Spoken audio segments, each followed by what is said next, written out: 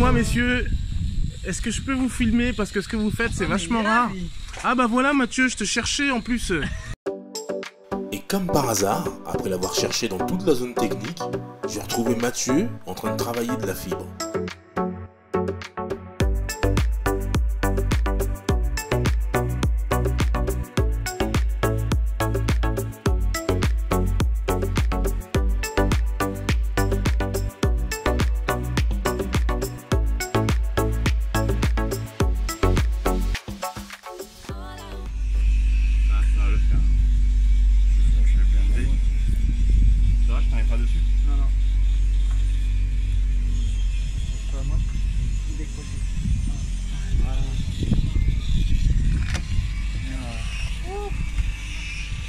On y arrive. Ça fait du combat quand même.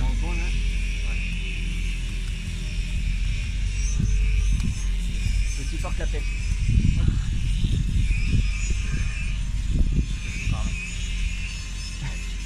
Oh putain. Il veut pas celui-là. Est-ce que c'est le destin? On doit tout couper. Et quel est ton prénom s'il te plaît? C'est Benjamin. Et en fait, le truc c'est qu'il y avait une réparation, un service caché quand j'ai acheté le bateau, on me l'avait pas dit, on m'avait pas dit beaucoup de choses. Et donc j'ai commencé à revenir sur au niveau du polyester, donc j'ai enlevé tout ce qui était gel coat et anti-fouling. Et après en fait je me suis rendu compte qu'il y avait une réparation qui avait pourri en dessous. Donc j'ai meulé sur 2 cm sur 2 mètres carrés. Et en fait la fibre était en train de se délaminer, donc je suis en train de tout refaire en autodidacte. Et là j'ai posé la question à Benjamin. En tant qu'autodidacte, on s'en sort comment? J'ai envie de dire que du moment qu'on est dans le milieu du bateau, après c'est un milieu très ouvert, au contraire, les gens sont quand même ont un cœur énorme et ils partagent beaucoup, aident les novices, donc je trouve qu'il y a beaucoup de partage quand même dans le milieu du bateau. Bah, écoute, tu sais quand je me suis approché, je t'ai dit c'est un plan qui est assez rare ton bateau. Mais je sais pas, mais déjà c'est à bouchin et puis il est en polyester. Ouais, mais ça c'est plutôt rare. Et après moi on m'a dit qu'il était rare, mais on m'a dit aussi beaucoup de choses, enfin le propriétaire m'a dit beaucoup de choses qui se sont révélées fausses. Donc je ne me réfère pas forcément à ce que le propriétaire m'a dit. Mais oui, après moi il m'avait dit que des Galapagos 43, ils étaient tous de base en acier. Et que des sandwichs comme ça polyester, il y en avait une vingtaine dans le monde. Et en navigation, je sais pas, qui était encore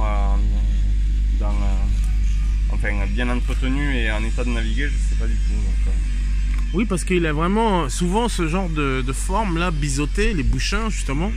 On les voit souvent sur de l'acier ou de l'alu. De l'alu, ouais. Et donc voilà, super. Et ouais, il y a même des gens qui viennent toquer, qui me disent non mais c'est de l'acier. Je fais écoutez, tu fais de la strate quoi. Je fais pas de la strate sur de l'acier quoi. Non mais c'est ça, c'est qu'on connaît pas, c'est une rareté. Et comment il s'appelle ton bateau? Là il s'appelait Jamini et je l'ai pas encore renommé vu qu'il est encore en dehors de l'eau. Ok. Donc j'ai pas navigué avec, je le renomme pas. Et il y en a un qui va dans l'eau aujourd'hui, je crois que c'est le tien.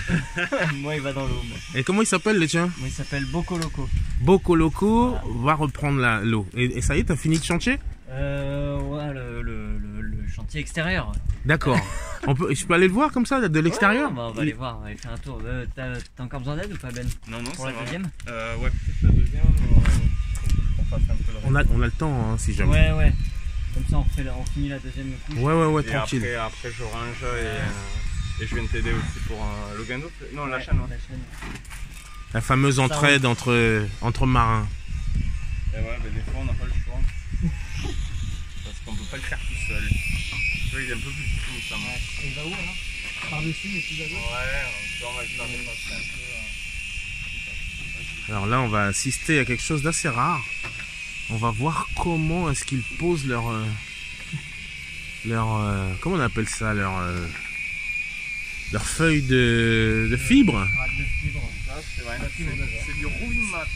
Du roulimat. Du roving mat. Ça c'est du roving. Roving. C'est le du roving mat. Et ça c'est de la fibre de verre. D'accord. Ils appellent ça du mat. Et normalement on a 2 feuilles et là c'est 2 feuilles qui sont réunies en une quoi. c'est beaucoup plus pratique. Hein. Bah oui, parce que tu les poses en une fois. C'est ça. Merci.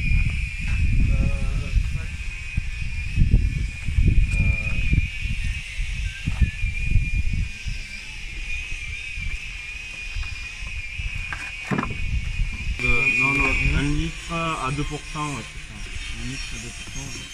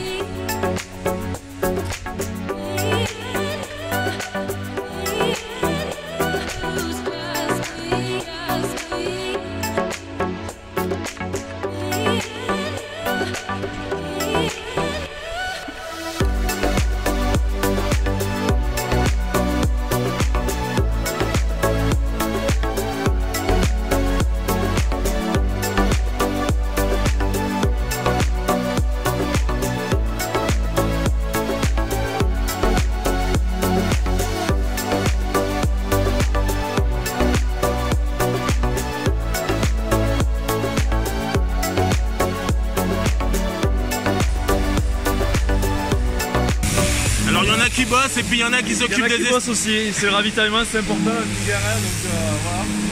Il y en a qui bossent et il y en a qui réparent ceux qui travaillent. Voilà. C'est important aussi. Super.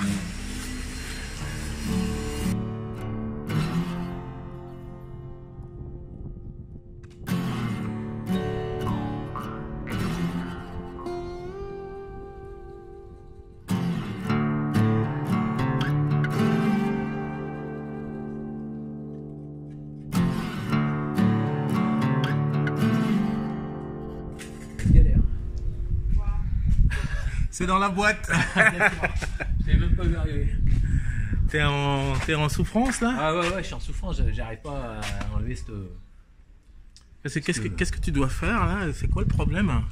Bah, le problème c'est que le séjour dans l'eau, ça met des trucs. Ils appellent ça une concrétion. Et c'est quoi? C'est du calcaire? Non, même pas. Je sais pas ce que c'est. En fait. Ça a l'air minéral? Ouais, ça a l'air minéral, mais je sais pas ce que c'est vraiment. C'était organique à l'origine, je pense, et puis voilà quoi. Alors le tout, c'est comme ça tourne vite. Il faut que les hélices, il faut qu'elles soient saines quoi. Il faut pas qu'il y ait une pale plus lourde que l'autre, par exemple, parce qu'avec l'inertie, c'est pas bon. Enfin, il faut qu'elle soit bien équilibrée l'hélice quoi. Et là, je galère pour enlever ça, parce qu'avant de passer un produit, il faut que j'enlève ça quoi. Et là j'essaye avec tournevis. Alors moi tout à l'heure je les ai vus bosser avec le papier de verre carrément. J'ai du papier de verre, je vais essayer. J'ai ça, je vais essayer avec ça. Sur une perceuse. Alors voilà, on est venu te voir comme tu m'as parlé de ton projet un peu plus tôt dans la matinée, parce que voilà, on est toujours intéressé pour connaître ce qui fait qu'il y a des gens qui décident comme ça, étonnamment, de quitter la terre ferme et puis d'aller habiter sur un bateau. Mais quelle idée! Alors quitter la terre ferme, je sais pas si c'est vraiment ça. Hein. Habiter sur un bateau, ça serait plus approprié. Ouais. Parce que c'était une envie déjà qui mûrissait depuis... Alors en fait, l'idée c'était de changer de vie. Tu vois? C'était changer de vie pour plus passer les dimanches après-midi avec la débroussailleuse, la tondeuse, refaire les enduits, les trucs comme ça, regarder la toiture, tout ça. Moi ça me saoulait quoi. Ça saoulait tout le monde en fait. Surtout qu'avec un bateau, finalement, le jardin, il fait la taille de la mer, quoi. Bah, c'est ça. Ça fait la mer, elle fait tout. Elle fait, comme tu dis, le jardin. Elle fait aussi la cour de récréation. Et puis elle fait aussi La télé. le voyage, la télé, la vue. Parce que sur un bateau, t'as pas la même vue que chez toi. Hein. Encore que moi, chez moi, dans ma maison, j'avais une belle vue, mais sur un bateau, t'as la vue sur la mer, quoi. Alors, mais tout le monde nomme son bateau. Oui. Et comment s'appelle le tien? Le mien s'appelle Aigle Marine. Aigle Marine. Oui, parce qu'à une époque, on était dans un délire un peu des pierres, pierres philosophales, tout ça. Et on s'était dit Aigle Marine, pourquoi pas Aigle Marine? Parce que c'est une belle pierre. Puis Marine, parce que ça rappelle le marin, quoi. Et je crois qu'elle a un sens symbolique, cette pierre aussi. Oui, alors me demande pas parce que je m'en souviens plus. D'accord. Enchanté en tout cas, donc Laurent. Et quel est ton prénom? Parce que C'est Bernard. Bernard, enchanté. Bernard comme Bernard Moitessier, non? Eh bah oui. Enfin, je me compare pas à Moitessier. Hein. Mais justement, c'était ça le sens de ma question. C'est quoi finalement ton profil de marin? Parce que tu habites sur un bateau, enfin tu vas habiter sur un bateau. Non, tu habites sur un bateau. Oui, j'habite d'ailleurs. Ce bateau-là, c'est ma maison en fait. C'est notre maison, hein, parce que je suis avec ma femme et je suis avec mon fils et mon chien. Ah, on va aller le voir parce que Oui. c'est un spécimen ce chien. Ah oui, c'est un puras, c'est un internat. Ah, tu veux nous le présenter? Oui. Parce que c'est un personnage. Oui. Donc, il s'appelle Boy. Il pèse 50 kilos, il a 7 ans. Salut! Salut toi, comment ça va? Ouais, salut! Boya! Boy. Boy! Boy comme Ah, garçon. boy, Hein. garçon! C'est un garçon, on s'est dit boy parce que girl, ça allait pas.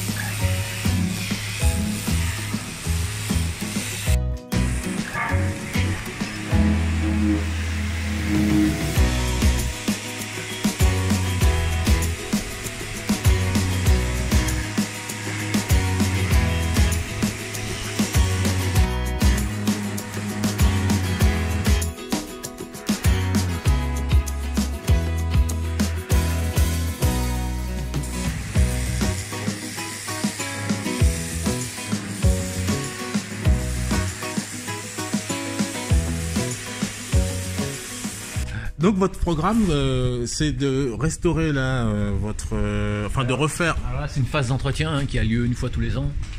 Bah, moi, je m'arrange pour essayer de le faire tous les 2 ans parce que ça coûte un peu cher, il faut dire ce qui est. Et donc tous les 2 ans, tu dois faire quoi en fait? Ça consiste à quoi cet entretien? Alors, tous les 2 ans, l'entretien obligatoire, c'est ce que je suis en train de faire, hein, nettoyer l'hélice, changer les anodes. C'est quoi l'anode? Ah, les anodes, c'est un dispositif en plomb, je crois que c'est du zinc. C'est pour éviter que l'électrolyse elle endommage d'autres matériaux, d'autres métaux. Parce que les métaux, quand ils sont immergés dans l'eau, ils produisent l'électricité, des métaux différents, et c'est ce qu'on appelle l'électrolyse. Et ça les bouffe, les métaux. Alors l'anode, elle est là pour sacrifier en fait. Comme c'est le métal le plus doux, c'est lui qui part en premier. Donc ça se voit parce que là, si tu regardes ce côté, l'anode a bien fait son travail parce que tu vois là, elle est percée. Ah oui, elle est plus usée que... Voilà. En fait, elle a épargné les autres métaux, comme l'hélice par exemple, et c'est l'anode qui a reçu. Mais donc c'est pour ça qu'il faut la changer quoi. D'accord, donc tu vas tout démonter? Alors je pense qu'il faut démonter l'axe là, changer cette anode là, enlever ça, changer cette anode et remonter. Je pense pas que. J'ai un copain qui va venir me conseiller. Ouais, parce que j'ai l'impression, c'est la question que je pose souvent aux voileux que je croise, c'est que il faut un peu s'y connaître en tout, non? Ah ouais, même en couture. Comment ça? Bah, parce que là, je suis en train de refaire ce qu'on appelle la capote de descente. C'est la capote qui se met au-dessus de la descente. Et je suis en train de coudre ce qu'on appelle le cristal, hein, c'est-à-dire le truc transparent, qui était foiré, qui était trop vieux, et je suis en train de le recoudre en fait. Donc tu es obligé de savoir coudre en fait aussi. Ouais, tu es obligé de tout connaître sur un bateau. Excellent. Mais c'est vachement intéressant, hein, c'est vachement. C'est l'épanouissement quoi, tu apprends plein de choses en fait. En fait, tu apprends tout.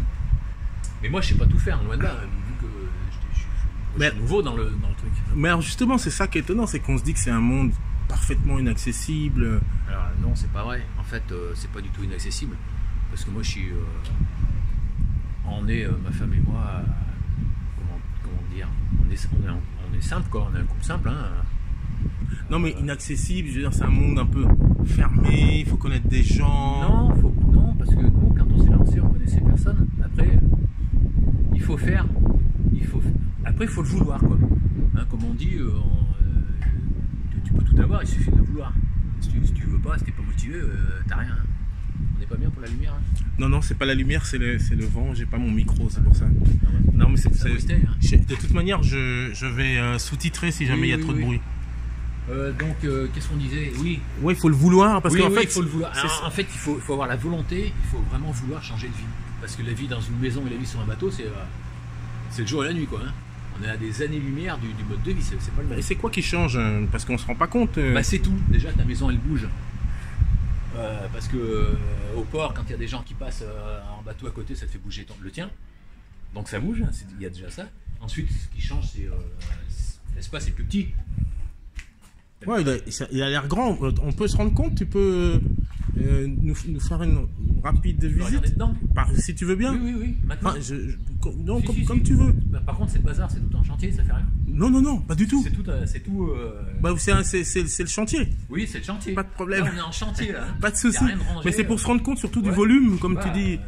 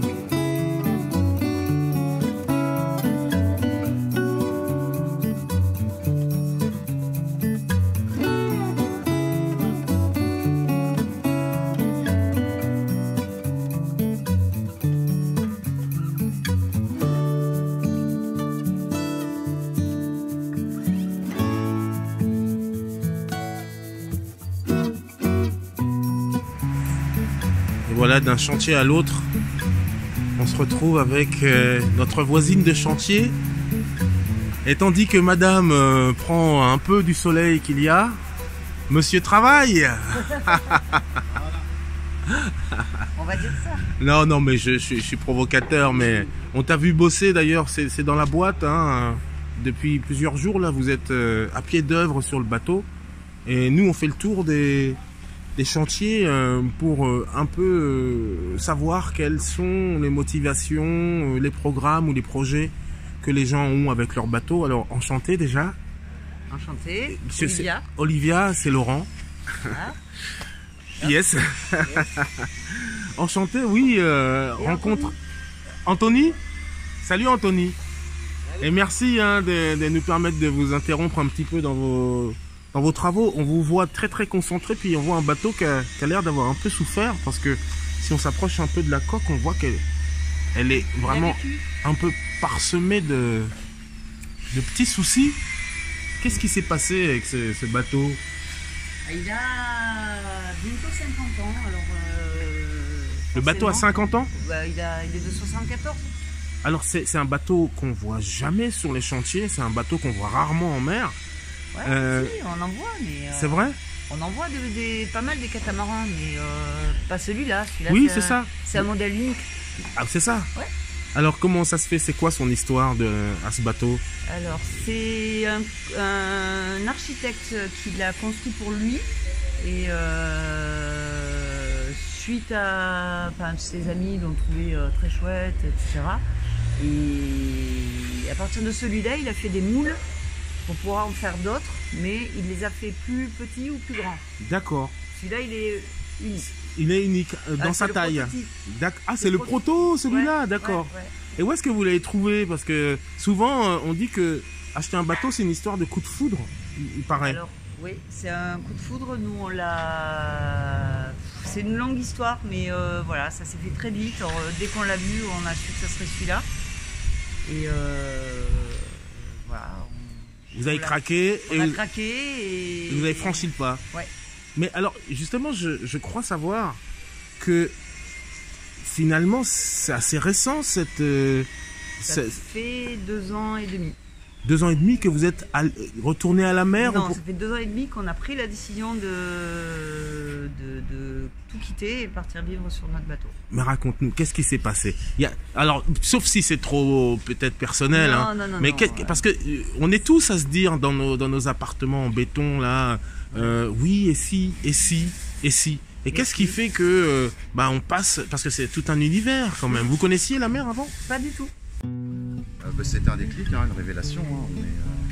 On s'est senti tellement bien sur l'eau, réciproquement, hein, que en fait, il y a 2 ans et demi, on a fait un voyage. On s'est offert une petite semaine de croisière en catamaran en Corse. Et là, ça a été la révélation. Et là, ça a été la révélation sur l'eau. Et le skipper du catamaran nous a dit que c'était pas si compliqué que ça, qu'on pouvait apprendre, même à nos âges.